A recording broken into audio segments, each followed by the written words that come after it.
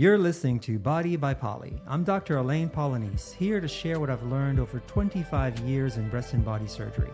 Real talk, honest recovery, and the truth behind lasting results. Let's talk a little bit about peptides. Are they useful and what my thoughts are on them?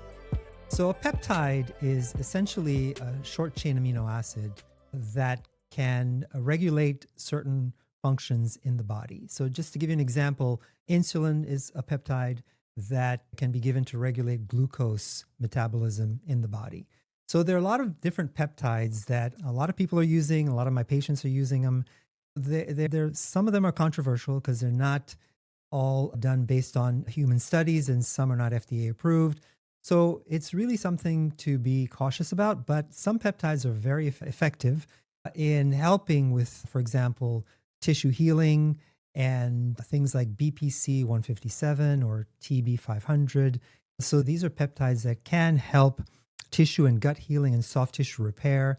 So after surgery, there are other peptides that can promote growth hormone, for example. There's CJC, ipamorelin. So there are a lot of different ones. But like I said, they're not totally regulated. And it's very easy actually to get peptides. You can order them online, but it's buyer beware because you really don't know exactly what you're getting.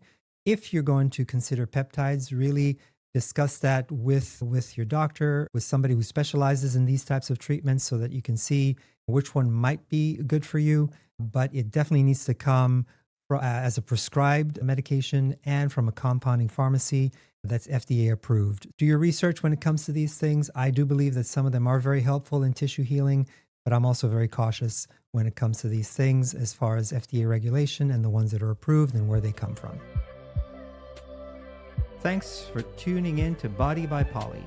If you found this helpful, hit subscribe and follow along on YouTube, Apple Podcasts, or Spotify. See you next time.